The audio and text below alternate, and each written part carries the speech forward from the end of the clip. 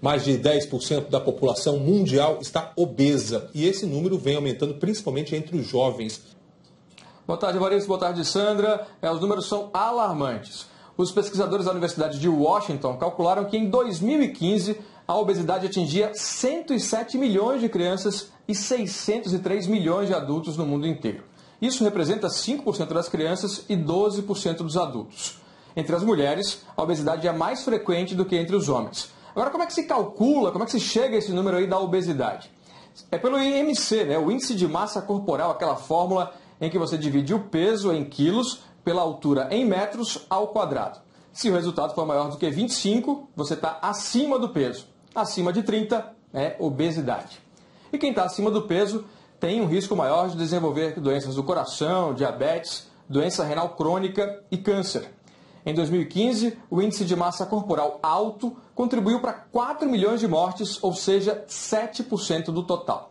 Entre 1980 e 2015, a obesidade cresceu mais entre os adultos jovens, principalmente entre os homens entre 25 e 29 anos de países com níveis de renda e de educação mais baixos. No mesmo período, o percentual de crianças e adultos obesos dobrou em 73 países.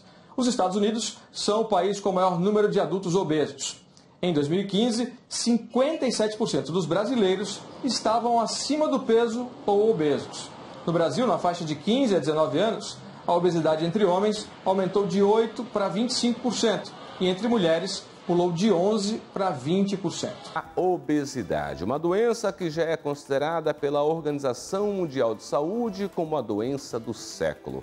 Sobre o tema, a gente conversa com o endocrinologista Fábio Moura. Doutor Fábio, bom dia, obrigado pela sua presença aqui no Plantão da Cidade. Bom dia, querido, obrigado pelo convite. Para mim é um prazer e uma honra poder ajudar a esclarecer a população sobre um tema tão relevante.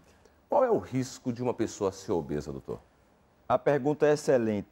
Obesidade está associada com inúmeras morbidades, ou seja, com outras doenças. Por exemplo, é o principal fator de risco para diabetes, é fator de risco importante para hipertensão, para doença arterial coronária, ter infarto, ter derrame.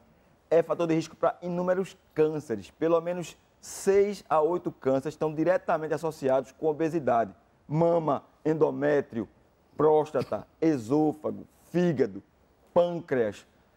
É fator de risco para a questão osteoarticular, para ter artrite, para ter artrose, para ter varizes em membros inferiores, ou seja, extrapola em muito a questão estética. A questão é de saúde, sim. A atividade física hoje ela é considerada por algumas organizações como uma terapia não farmacológica muito importante para o tratamento da obesidade. Nós então podemos pensar que a atividade física ela vai servir como um fator de prevenção à obesidade. Se o indivíduo ele pratica atividade física, regula a alimentação dele, dificilmente ele vai ser obeso. Dificilmente ele vai chegar a um quadro de doença por excesso de gordura corporal.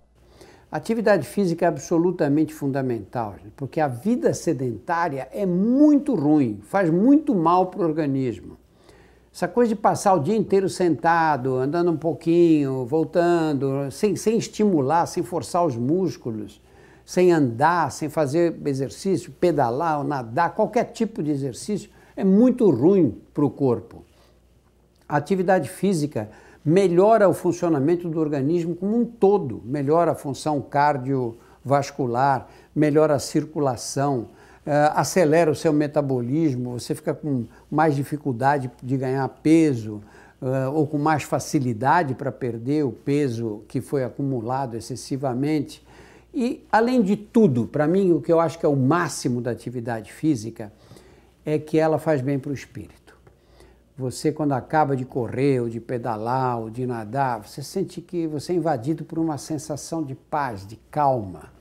E essa calma vem ligada a um otimismo. Você se sente capaz de tocar o seu dia a dia, de fazer as coisas que você gosta, de cumprir as suas obrigações, de criar coisas novas. A atividade física dá esse tipo de estímulo.